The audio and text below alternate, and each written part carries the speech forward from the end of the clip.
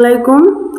বু আমি একটা কোম্পানির নাম বলছি, blue bat ultra privacy limited, Uttara একটা অফিসে। আমাকে আহ, জুলাই মাসের 25 তারিখ একটা মেয়ে টিকটকে ভিডিও ছাড়ছে যে শপিং মলে লোক নেওয়া হবে। তো আমি ওই আপুটাকে SMS করছি। SMS করার পরে আপুটা আমাকে বলছে যে আপনার ফোন নাম্বার দেন, আমি আপনার সাথে যোগাযোগ করি। পরে আমার ফোন নাম্বার দিচ্ছি, আপু আমার সাথে যোগাযোগ করছে। যোগাযোগ করার পরে পরে আপু আমাকে বলতেছে আপনাকে চাকরি দেবো, আপনি ঢাকায় আসেন। আমি বলছি আপু আমার কাছে তো টাকা পয়সা নাই। বলে আপনি গাড়ি ভাড়ার টাকা নিয়ে আসেন, পরে চাকরি হইলে আপনি পরে নিয়ে আবার তাদেরকে দিয়ে দেবেন। পরে আমি ঢাকায় আসছি, বরিশাল আমার বাড়ি। বরিশাল থেকে ঢাকায় আসতে আমার 1000 টাকা খরচ হয়েছে। পরে আইসা আমি এক আন্টির বাসা উঠছি, ওইখান থেকে সে আবার আমাকে ফোন দিয়া নিছে। নেওয়ার পরে উত্তরা গেছি আমি, যাওয়ার পর তারা 3জন আইসা আমার উত্তরা থেকে রিসিভ করে তাদের অফিসে নিছে। অফিসে নেওয়ার পরে এখন আমাকে বলতেছে আপনার চাকরি তো হবে, তো এই জায়গায় একটা ফর্ম আছে, ফর্মটা ফিল আপ করতে হবে, আমাদেরকে 600 টাকা দেন। আমি আমার কাছে টাকা ছিল 1000। পরে আমি তাদেরকে 600 টাকা দিছি। 600 টাকা দেওয়ার পরে 1000 টাকা দিছি। 1000 টাকা দেওয়ার পরে 600 টাকা রাইখা আমাকে 400 টাকা ফেরত দিছে। ফেরত দেওয়ার পরে আবার একটু পরে বলতেছে যে করছে আরও 400 টাকা লাগবে, আপনার এইখানে একটা সই করাইতে হবে বড় অফিসারের কাছ থেকে। তাকে টাকা না দিলে সে সই করবে না, তার সই দিলেই আপনার চাকরি হয়ে যাবে। পরে আমি বলছি আপু আমার কাছে তার টাকা নেই, 400 টাকা নিয়ে গেলে আমি কী দেয়া কী করুম। পরে সে বলে আপনি এখন করেন, পরে আপনি যাবার সময় আমরা একটা ব্যবস্থা করব।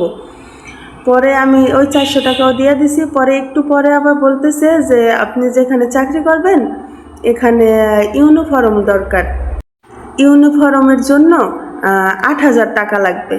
ঠিক আছে, পরে আমি বললাম যে 8000 টাকা লাগবে ভাই, আমার কাছে তো 8000 টাকা নাই।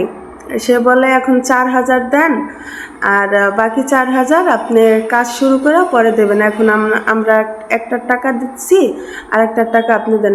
আমি বলি ভাই আমার কাছে তো টাকা নাই, তো আমি চাকরিটা করব না।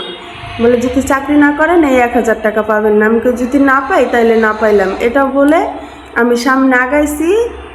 ওই তাদের রুম থেকে একটু বারান্দায় বের হয়েছি, মানে যে ওই যে সামনে লেখাপড়া করে ওটা রেখে কী বলে আমি তো জানি না, ওইখানে আগাইছি। আগানোর পরে আমার খুব পানির পিপাসা ধরছে। পরে যেই আপুর সাথে আমি কথা বলে গেছি ওই আপুকে বললাম কি আপু আমাকে একটু পানি খাওয়াবেন। পরে আপু বলে কি আসো এদিকে আসো বসো। পরে উনি আমার নিয়ে ওনাদের স্যারেদের সামনে একটা অফিসে রুমের ভিতরে বসাইছে। বসানোর পরে ওই আপুকে দেখলাম নিচ থেকে একটা বোতল উঠাইছে, উঠাইয়া নিয়ে বাহিরে গেল। আমার পানি না খাওয়ানোর পরে আমার কি হয়েছে আমি বলতে পারবো না। তারপরে আমি নাকি বাড়িতে ফোন দিছি, বাড়িতে ফোন দিয়া 4000 টাকা আনাইছি। টাকা নাই তাদেরকে দিছি, আমি কাগজে সই করছি। এখন এরকম করে যখন আমি বের হয়ে আয়া পড়ছি ওনাদের অফিস থেকে গাড়িতে উঠছি, এই মুহূর্তে আমার মা আমারে ফোন দিছে। এয়ারপোর্ট পর্যন্ত আসছি আমি, আমার মা ফোন দেওয়া বলে তোর চাকরি হয়েছে। আমি কই কিসের চাকরি, আমি তো চাকরি করবো না। কয় চাকরি করবি না তাইলে তুই যে বাড়ি থেকে 4000 টাকা নিলি এইমাত্র।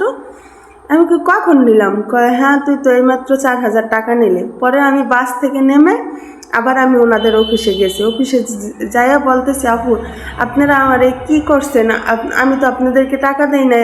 আর আমার মা বলতেছে আপনারা টাকা নিছেন আমার থেকে। কয় হ্যাঁ আপনি 4000 টাকা দিছেন, এই যে এই আপনার নগদ নাম্বার থেকে এই নাম্বারে ট্রান্সফার করা হয়েছে টাকা, আপনি দিছেন টাকা। বললাম যে আপু আপনারা এসব কি বলেন, আমি তো আপনাদেরকে সজ্ঞানে কোনো টাকা দেয়নি, আপনারা আমার কি খাওয়াইয়া আমার টাকা নিয়ে গেছেন। তারপর আমার ব্যাগের ভিতরে 2000 টাকা ছিল, আমি ঢাকায় আসছি আমার 1 মাসের খাওয়া লাগবে। আমার ব্যাগের ভিতরে 2000 টাকা ছিল, আর মোবাইলের কাভারের ভিতরে 1500 টাকা ছিল, এই 3500 টাকা।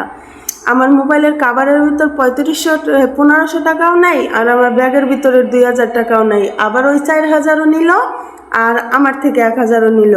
তাহলে কতগুণ টাকা আমার কাছ থেকে নিছে। আমি চাই না সবাই আমার ভিডিওটা যদি দেখেন সবাই সাবধানে থাকবেন, আর আমার মতো এরকম প্রতারক চক্রে আর কেউ পড়বেন না।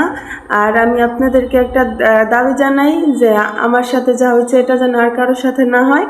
আমি এর সূক্ষ্ম বিচার চাই।